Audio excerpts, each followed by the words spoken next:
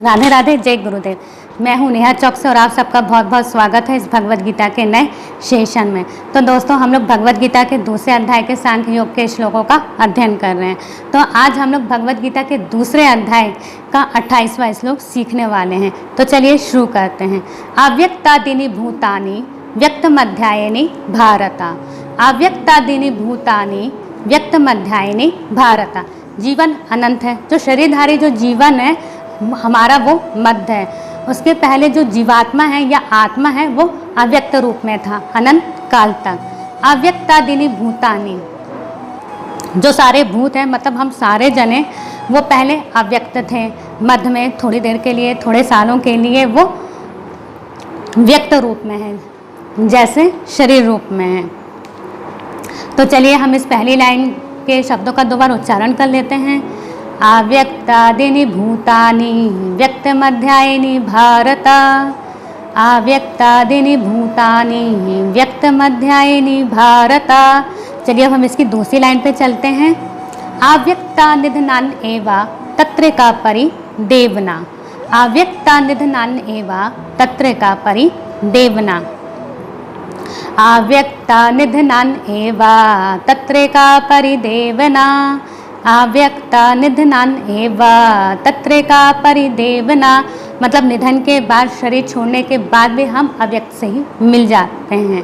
तो इसमें दुख की क्या बात है। हमारा जो अस्तित्व है वो मध्य में जितना व्यक्त रूप में है उसी को अपना अस्तित्व समझते हैं।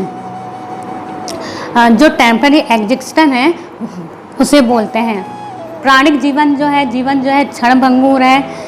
ये वैसा ही है जैसे एक बुलबुला जैसा है।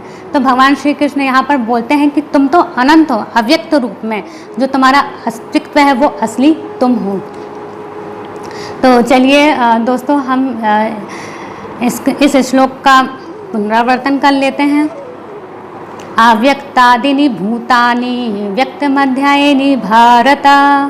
अव्यक्तादीनि भूतानि व्यक्तमध्यायिनी भारता। अव्यक्ता निधनान एवा तत्र का परिदेवना। अव्यक्ता निधनान एवा तत्र का परिदेवना। चलिए अब हम इसके तात्पर्य पर ध्यान देते हैं कि दो तरह के लोग होते हैं। एक जो है आत्मा के अस्तित्व को स्वीकार करते हैं और दूसरा वो जो आत्मा के अस्तित्व को स्वीकार नहीं करते हैं। तो जो आत्मा के अस्तित्व को स्वीकार करते हैं उन्हें आस्तिक बोला गया है और जो आत्मा के अस्तित्व को स्वीकार नहीं करते हैं उन्हें नास्तिक बोला गया है। तो चलिए तर्क वितर्क के लिए हम मान लेते हैं कि आत्मा को कोई अस्तित्व नहीं है।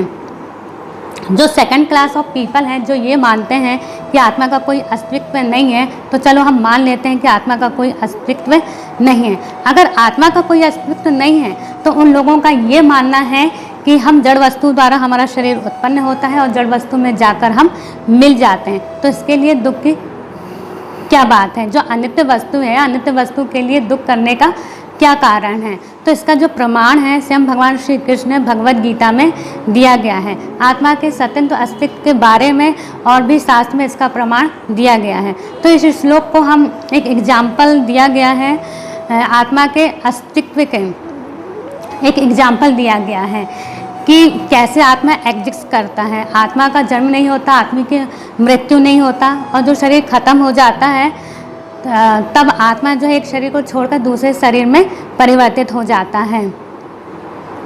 जैसे आकाश से वायु उत्पन्न होती है, वायु से अग्नि उत्पन्न होती है और अग्नि से जल उत्पन्न होता है और जल से पृथ्वी उत्पन्न होती है। तो उसी पृथ्वी में बहुत तरह के पदार्थ प्रकट होते हैं।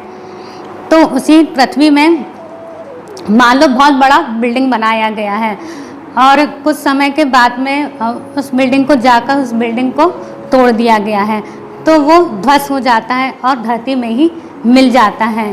तो बिल्डिंग को बनाने के लिए जो जो पदार्थ इस्तेमाल हुए थे जो वो परमाणु रूप में रह जाते हैं और उसको हम किसी और कार्य में इस्तेमाल करते हैं। तो ठीक उसी तरह से जो आत्मा जो है उसका जन्म नहीं होता, उसका मृत्यु नहीं होता है और मृत्यु के समय पर जो शरीर की मृत्यु हो जाती है तो तब आत्मा जो है एक शरीर से दूसरे शरीर में ट्रांसमाइग्रेट करता है।